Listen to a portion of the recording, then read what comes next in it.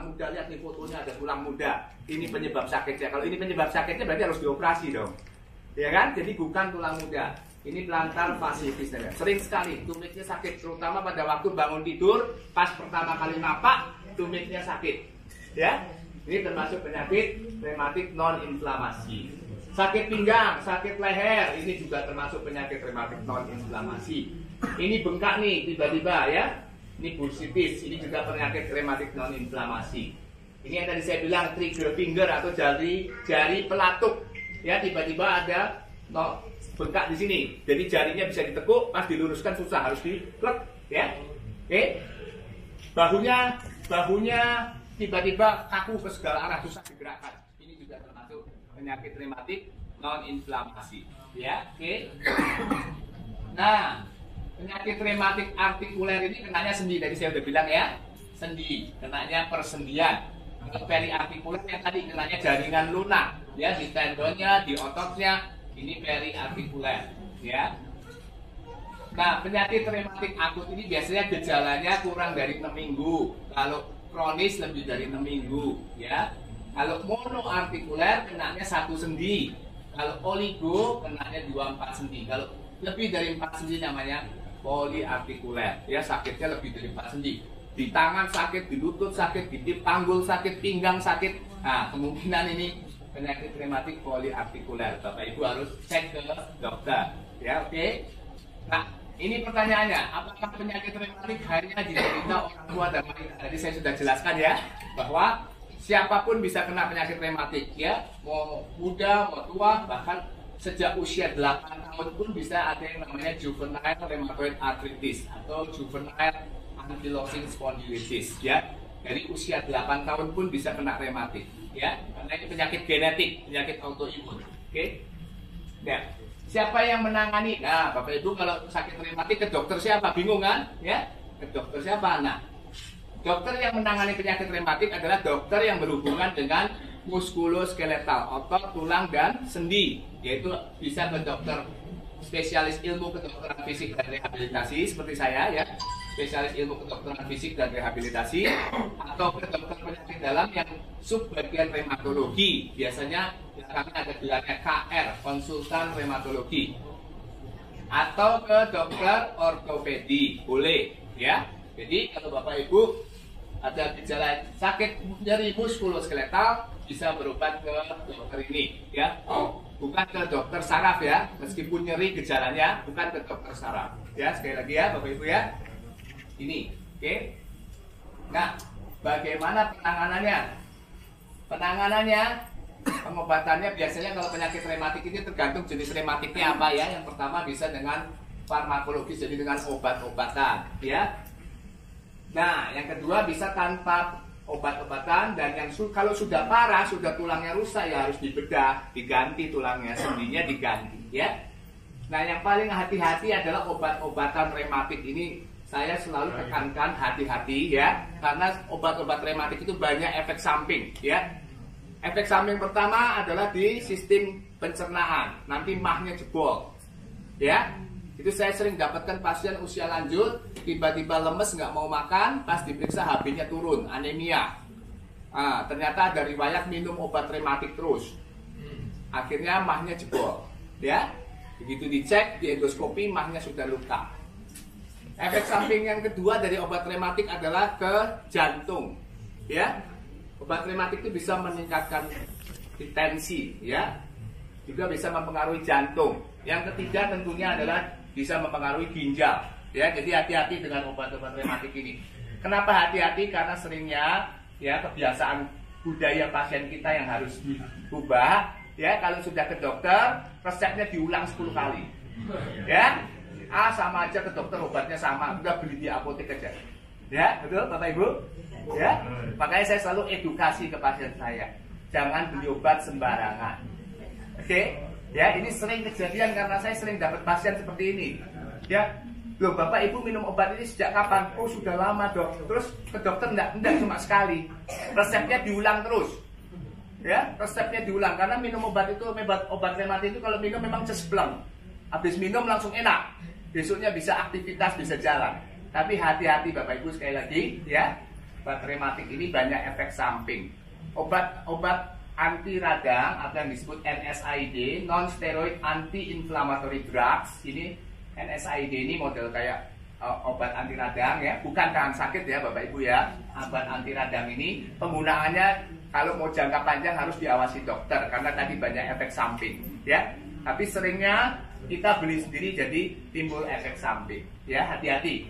Dan yang kedua ada satu obat rematik yang sangat ampuh namanya steroid, kortikosteroid. Biasanya belakangnya obatnya pakai son ya, dexamethasone ya, methylprednisolone. Yang pakai son itu adalah golongan steroid. Memang itu obat untuk rematik, untuk anti radang ya, dan sangat ampuh. Minum itu besok sudah bisa lari, tapi efek sampingnya banyak sekali ya. Tulangnya bisa kropos, nanti tensinya bisa naik, gula darahnya bisa naik, kulitnya bisa jerawatan, ya, ginjalnya bisa rusak. Nah, ini zaman dulu 10 tahun lalu sering dijual di apotek, namanya pil kombinasi. Pilnya warna-warni, ya. Biasanya apotek itu suka jadi dokter sendiri, ya. Maaf ya kalau ada yang punya apotek, tapi ini kenyataan. Ya, ini kenyataan. Oh, sakitnya apa? Oh, ini aja obatnya. Ya. Betul kan? Itu yang terjadi. Ya, makanya saya selalu edukasi. Ya, dulu 10 tahun lalu itu banyak ditemukan steroid dijual bebas, pilnya kombinasi. Oh, ini pil rematik, ibu sakit pinggang, pegel-pegel, ini pil kombinasi, sangat efektif. Itu isinya semua steroid. Diminum memang cespleng. Ya, pilnya biasanya warna-warni. Diminum cespleng enak. Ini obat asam urat, pil kombinasi, jamu asam urat, isinya steroid semua. Diminum memang langsung bengkaknya hilang, jalannya enak. Tapi jadi pasien jadi ketagihan. Begitu sakit lagi, beli lagi, diulang lagi. Tahu-tahu mahnya jebol, tensinya naik, gula darahnya naik, ya, ginjalnya kena. Ya, jadi hati-hati sekali dengan obat-obat rematik ini ya. Harus konsultasikan ke dokter karena obat rematik itu seperti pisau bermata dua, bisa juga membunuh, bisa mengobati. Oke? Ya. Nah, pengobatan tanpa obat yaitu adalah bisa dengan fisioterapi ya, exercise, latihan ya, dengan alat bantu jalan ya, bisa juga dengan yang lain, dan kalau sudah lututnya sudah rusak ya, tindakan bedah ya. Jadi hati-hati. Oke.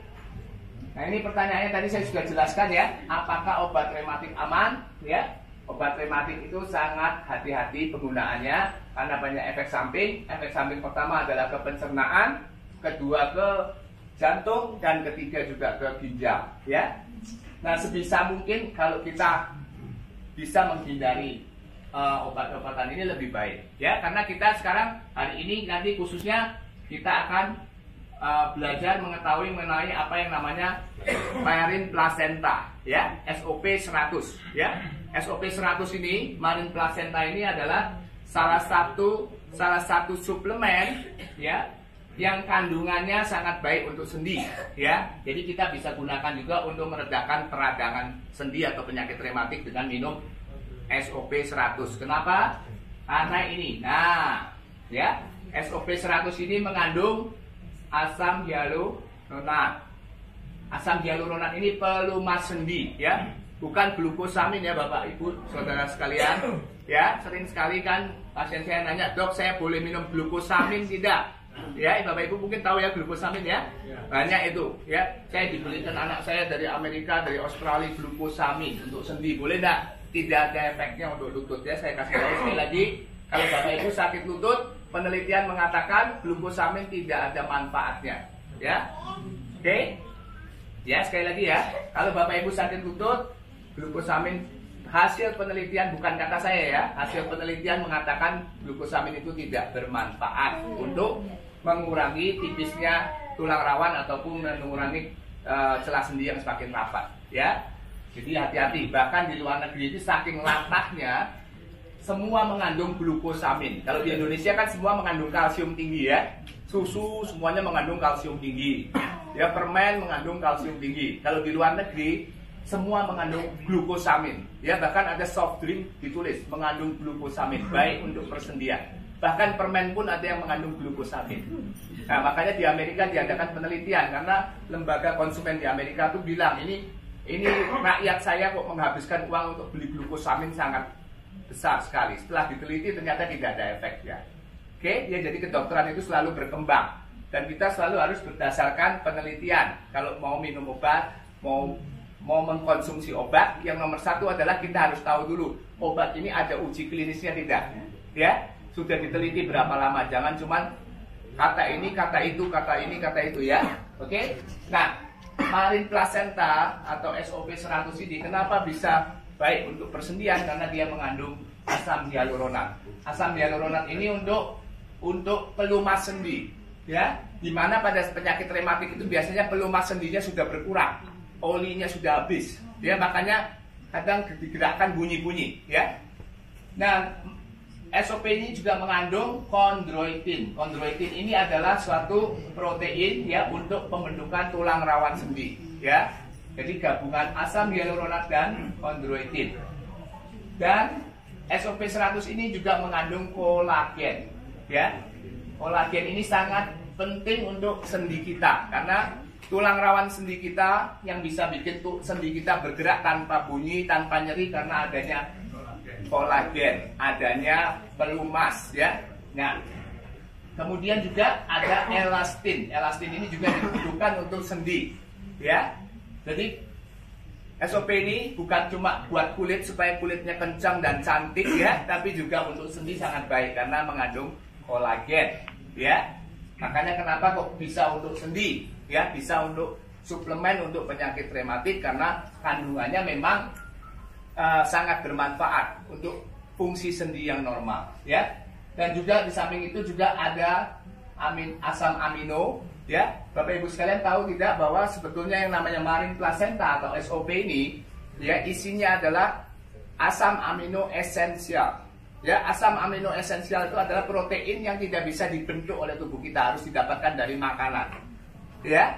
Nah, SOP 100 kandungannya adalah asam amino esensial. Sama seperti plasenta manusia juga sama. Kandungannya adalah asam amino esensial. Bukan stem cell, ya. Sekali lagi ya. Saya mau menjelaskan, Bapak Ibu sekalian yang ada di sini sekalian, jangan sampai salah menjelaskan, ya. Program suplemen itu bukan stem cell. Ya, saya sering didatangi karena saya bergerak di bidang regeneratif medicine, ya, saya sering didatangi sama orang yang mau jualan, ya. Ini stem cell dari buah ini stem cell dari buntut domba, ini stem cell dari kulit domba, banyak sekali. Dia klaim ini stem cell, ya. Saya no comment, karena yang namanya stem cell harus dari tubuh manusia. Sekali lagi ya Bapak Ibu ya, yang namanya stem cell harus dari tubuh manusia dan dari tubuh sendiri, namanya autologus. Stem cell itu cuma bisa diambil dari darah, dari plasenta, dan dari sumsum tulang. Tidak bisa diambil dari hewan, diambil dari buah. Itu tidak masuk akal dan nonsense. Ya, jadi saya edukasi Bapak Ibu sekalian di sini sekalian, karena sekarang lagi ngetren apa-apa stem cell. Ya, biar orang percaya, oh stem cell. Ya. Ya, jadi tidak ada suplemen stem cell yang tidak berasal dari tubuh manusia. Ya, sekali lagi ya Bapak Ibu, jadi jangan salah itu apa salah pengertiannya, ya. Saya belajar regeneratif medicine di Serbia, ya, di Belgrade, ya. Bahkan di sana dokter-dokternya, profesor saya juga tahu bahwa di Indonesia tuh banyak stem cell, kan. Ya, banyak stem cell dari apel, stem cell dari telur, stem cell dari pokoknya semua stem cell. Sampai bingung profesor saya, ya. Kok bisa Indonesia produksi stem cell dari buah? Gimana caranya, saya mau belajar, kan? Ya, jadi Bapak Ibu sekalian harus pulang dari sini harus pinter semua, ya. Jangan sembarangan bilang stem cell, ya. Tapi kalau suplemen ini memberi nutrisi pada stem cell, yes, saya percaya itu betul, ya. Jadi semua suplemen yang ada di SOP ini, asam amino esensial ini adalah memberi nutrisi pada stem cell. Tubuh kita tuh punya sel yang bisa beregenerasi sebetulnya setiap hari, ya. Kita tuh adalah makhluk ciptaan Tuhan yang paling sempurna. Tubuh kita tuh sebenarnya melakukan regenerasi sel setiap hari. Sel kita mati setiap hari, diganti yang baru, ya. Nah, dalam proses penggantian sel itu, dengan bertambahnya usia, proses pergantian sel tubuh kitanya akan berkurang. Nah, suplemen inilah yang akan membantu memberikan nutrisi. supaya proses regenerasinya berjalan terus. Ya, Bapak Ibu sekalian ngerti ya sekarang ya? Jadi ini bukan stem cell, ya. Jadi kalau nanti ada yang overclaim, hati-hati. Saya harap tim Bandung semua tidak salah mengedukasi, ya. Karena berbahaya sekali, nanti yang kena kita semua, ya. Perusahaan juga nanti kena. Kalau saya seorang dokter spesialis, jadi saya sangat idealis, ya. Saya tidak mau sembarangan bilang ini stem cell, oke? Ya. Jadi sekali lagi. SOP isinya marin asam amino esensial. Asam amino itu adalah protein yang tidak bisa didapatkan, yang tidak bisa diproduksi, harus didapatkan dari luar. Dan asam amino ini adalah fungsinya pembentukan untuk memberikan nutrisi pada sel. Ya, sel kita mendapatkan makanan itu dari protein. Ya, sel kita mendapatkan makanan dari asam amino. Ya, semua kerusakan sel kita mendapatkan makanan dari asam amino. Makanya kenapa marin plasenta ini bisa untuk meregenerasi sel, betul, ya, karena dia memberikan nutrisi pada sel, ya. Oke, jadi jelas ya Bapak Ibu ya. Sekarang ngerti kan apa itu marin plasenta? Kenapa kok bisa untuk sendi, ya, bukan cuma untuk apa kulit, untuk rambut, ya. Kenapa bisa untuk regenerasi sel? Bapak Ibu harus mengerti karena isinya adalah nutrisi untuk sel, dan untuk sendi karena isinya juga adalah mengandung pelumas sendi, mengandung kolagen dan elastin. Oke. Nah, apakah penyakit rematik bisa sembuh? Pertanyaannya kan, ya. Sering sekali kan Bapak Ibu sekalian, ya, saya jelaskan bahwa kesembuhan suatu penyakit itu cuma ada 3 ya Bapak Ibu ya. Satu adalah sembuh dalam arti kata penyakitnya tidak ada lagi di dalam badan kita. Contohnya kita kena infeksi kuman, ya, batuk pilek, ada kumannya, kita berikan antibiotik, kumannya mati, selesai, tidak ada lagi di dalam tubuh kita. Itu kriteria sembuh yang sering orang awam anggap. Dok, saya bisa sembuh tidak? Ya. Nah, yang kedua kriteria sembuh adalah namanya remisi. Ya, remisi itu adalah penyakitnya tetap ada di badan kita, tapi tidak berbahaya, tidak menjadi aktif, tidak menimbulkan komplikasi. Namanya remisi.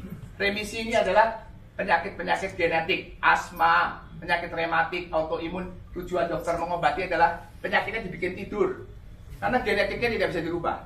Kriteria sembuh yang ketiga adalah paliatif, penyakit stadium akhir, cancer, HIV stadium akhir. Tujuan dokter ngobatin apa? Supaya penderita pasien itu bisa benar-benar rest in peace tanpa penderitaan. Ya, jadi diobatinnya apa? Nyerinya diobatin, ya. Itu namanya paliatif, ya. Jadi Bapak Ibu sekalian, semua penyakit apapun kriteria sembuhnya cuma 3. Tergantung jenis penyakitnya. Sembuh dalam arti kata di tubuh kita tidak ada lagi, atau remisi. Remisi penyakitnya tidur, tidak berbahaya. Atau paliatif, dokter hanya mengobati gejalanya supaya pasien penderitaannya berkurang, kualitas hidupnya tetap baik, ya, dan bisa meninggal dengan tanpa penderitaan. Ya, itu semua penyakit, ya. Jadi kalau Bapak Ibu tanya ke dokter, Dok, saya bisa sembuh nggak? Nah, dokter pasti tanya dulu, sakit ibu apa? Ya. Tapi jangan bilang, oh ini penyakit orang tua. Nah, saya paling sebel kalau ada yang bilang begitu. Ya, sering kali pasien saya bilang, Dok, kata dokter saya, ini penyakit orang tua. Saya bilang semua orang pasti tua. Kalau begitu kamu kenapa datang ke saya? Kan namanya juga penyakit orang tua. Sudah aja terima. Betul? Kenapa datang ke saya berobat? Itu saya paling sebel kalau ada yang bilang, oh ini penyakit orang tua. Tidak bisa diapa-apain. Loh, kenapa saya harus datang ke Anda? Kalau saya jadi pasiennya, saya akan tanya ke dokternya, kenapa saya datang ke Anda? Kalau ini penyakit orang tua, semua juga pasti tua. Semua juga pasti akan kena penyakit ini. Terus saya kan datang mau cari solusi, ya. Jadi Bapak Ibu sekalian yang ngerti ya maksudnya ya. Jadi kriteria kesembuhan itu ada 3. Bukan bilang, oh ini penyakit orang tua, tidak bisa diapa-apain, sudah percumalah.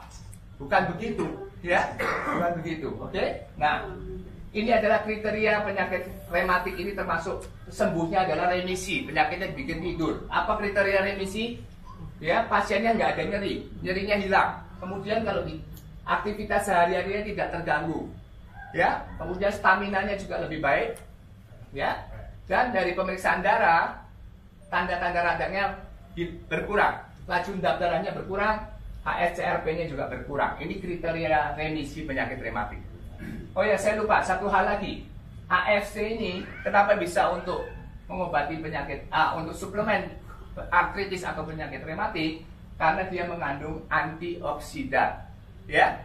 Nah, antioksidan ini diperlukan di tubuh kita untuk membantu proses regenerasi. Setiap hari tubuh kita melakukan metabolisme, bekerja tubuh kita ini menghasilkan produk, ya. Produk akhir ini salah satunya adalah radikal bebas. Ya, radikal bebas ini adalah penyebab dari nanti kanker, semua penyakit itu penyebabnya karena radikal bebas. Itu adalah waste product dari tubuh kita. Nah, ditangkap dengan antioksidan.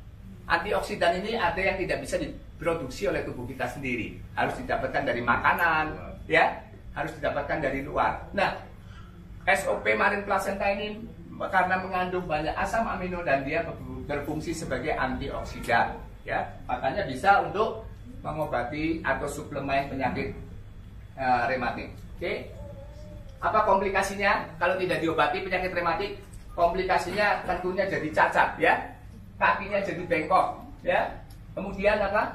Kalau sudah kakinya bengkok, aktivitas sehari-harinya terganggu, ya. Jadi kaku, mau kemana-mana males, ya. Biasanya ikut arisan, ya. Biasanya tiap tahun pergi jalan-jalan karena kakinya kaku, kakinya bengkok, tidak bisa. Akhirnya apa? Depresi, ya. Depresi, ya. Biasanya tiap tahun jalan-jalan, sekarang kakinya sakit, nggak bisa kemana-mana. Ya, lama-lama kalau didiamkan lagi timbul deformitas, kelainan bentuk sendinya, bengkok-bengkok, ya. Terus kalau sudah deformitas begini harus dioperasi, ya. Oke, ini adalah komplikasinya. Penyakitnya tidak mematikan, tapi mengganggu aktivitas sehari-hari dan mengganggu fungsi kita sehari-hari, ya. Oke, apa hubungannya? Nah, ini penting sekali, ya, bapak-bapak, ibu-ibu, ya. Sering kali pasien nanya, dok, saya tidak boleh makan apa? Karena kata teman saya, jangan makan yang hijau-hijau. Ya, benar, sering dengar itu? Ya, jangan makan yang hijau-hijau, nanti jadi rematik. Jangan makan yang dingin-dingin, nanti jadi rematik. Ya, betul? Saya kasih tahu bahwa penyakit rematik tidak ada hubungannya sama makanan. Sampai saat ini, ya, secara kedokteran penelitiannya tidak ada yang berhubungan, mengatakan ada hubungan langsung dengan makanan, kecuali asam urat,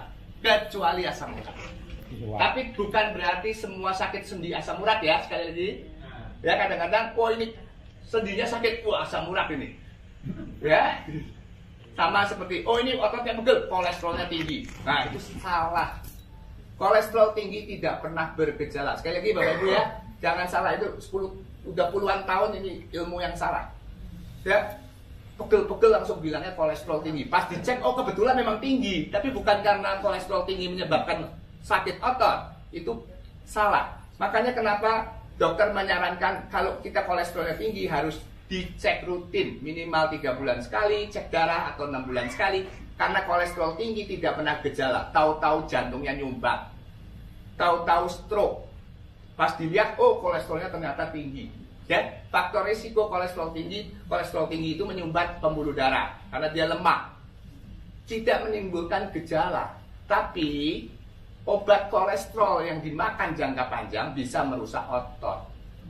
Ya, jadi sekali lagi, ya, bapak ibu, ya, ini penting ini, ya, obat kolesterol yang dimakan jangka panjang, jenis-jenis obat kolesterol tertentu bisa menimbulkan namanya miopati, kerusakan otot. Ya, bukan berarti kalau kolesterolnya tinggi ototnya pegel, ya. Itu salah. Kemudian juga sama, sakit sendi asam uratnya tinggi, belum tentu. Ya, bapak ibu, ya, jelas, ya. Belum tentu asam urat. Jadi penyakit rematik tidak ada hubungannya sama makanan, ya.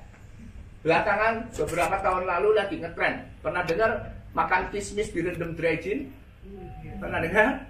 Makan buah cengkaleng, pernah dengar? Nah, daripada makan itu mending makan SOP.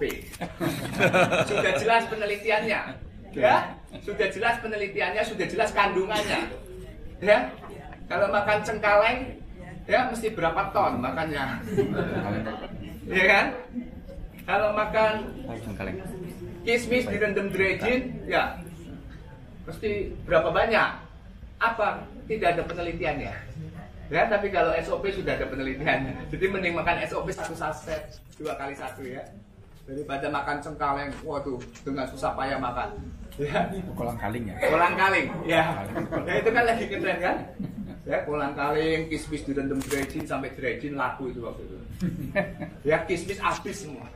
Ya, kismis hijau direndam dredgin, semua orang bilang, oh iya bener, ini bermanfaat. Itu kadang-kadang psikologis ya, tapi tidak terbukti secara ilmiah. Oke? Ya, jadi tidak ada hubungan sama makanan ya Bapak Ibu Saudara sekalian ya. Pantangannya apa? Kalau orang sakit rematik ya pantangan umum ya. Seperti tadi saya bilang bahwa penyakit rematik ini adalah penyakit autoimun. Jadi di mana antibodi kita kadang-kadang berlebihan. Jadi kita harus cukup istirahat, hindari stres ya. Cukup istirahat, hindari stres ya. Kemudian juga obat yang dilarang tadi kortikosteroid tadi saya sudah jelaskan. Dan jangan minum jamu-jamuan ya. Jamu-jamuan bikin sendiri tidak apa-apa. Tapi kalau jamu-jamuan yang di toko, hati-hati ya Bapak Ibu sekalian, karena banyak mengandung steroid. Jamu asam urat itu paling banyak sekali. BP POM menemukan bahwa hampir 50% jamu asam urat mengandung steroid. Itu tahun 2010 ya. Tahun 2010 dicek, jamu asam urat itu 50%-nya mengandung steroid. Memang cespleng ya, hati-hati dengan jamu asam urat ya. Itu mengandung kortikosteroid ya. Kalau mau bikin jamu, bikin sendiri ya. Apa jamu yang bagus yang bikin sendiri untuk sendi, jahe ya. Terus lemongrass ya, itu bagus ya. Jahe, lemongrass, sama satu lagi adalah paria. Tahu paria? Pare. Nah, pare. Karena pare itu kandungan antioksidannya tinggi. Nah, bikin jamu itu bikin sendiri tiap hari diminum. Memang belum ada penelitiannya, tapi kandungan buah-buahan tersebut sudah terbukti, ya. Oke. Nah, apa pantangannya? Tidak ada pantangan khusus ya, tergantung sendinya yang terkena. Jadi kalau sendinya kena kaki, tangan ya harus aktivitasnya harus dikurangin ya.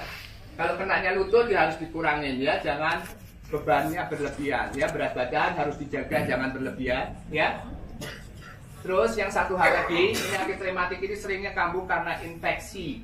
Infeksi yang dianggap sepele, yang sering kali tidak terlihat adalah di gigi. Ya, sahabat sekalian hati-hati. Gigi, kenapa dokter gigi bilang setahun sekali periksa gigi? Ya, itu namanya focal infection. Jadi ada infeksi yang tersembunyi yang tidak terlihat. Itu sering menimbulkan gejala rematik yang kambuh. Karena orang itu punya genetik rematik, ya. Tiba-tiba nggak ada sebab lututnya bengkak, ya, bengkak diobatin nggak sembuh-sembuh. Begitu dicek giginya, oh banyak sisa akar, itu harus dicabutin, ya. Ada bolong nggak ketahuan. Begitu giginya diperbaiki, rematiknya sembuh. Infeksi yang kedua yang sering kali tidak terdeteksi adalah infeksi saluran kencing, ya, terutama wanita. Kenapa wanita lebih sering kena infeksi saluran kencing? Karena saluran kencingnya pendek. Kalau laki-laki panjang saluran kencingnya, karena pendek jadi hubungan dengan dunia luar lebih dekat, jadi sering kena infeksi. Wanita sering kena infeksi saluran kencing, ya. Jadi infeksi saluran kencing, infeksi di gigi ini jangan dianggap sepele. Sering kali menimbulkan penyakit rematik ini kambuh. Penyakit rematiknya nggak sembuh-sembuh, diobatin sana sini nggak sembuh-sembuh. Ketika dicek, oh ternyata giginya banyak focal infection, banyak sumber infeksi yang tidak terlihat. Saluran kencingnya juga infeksi, ya. Nah ini hati-hati, ya. Oke. Nah terima kasih, ya.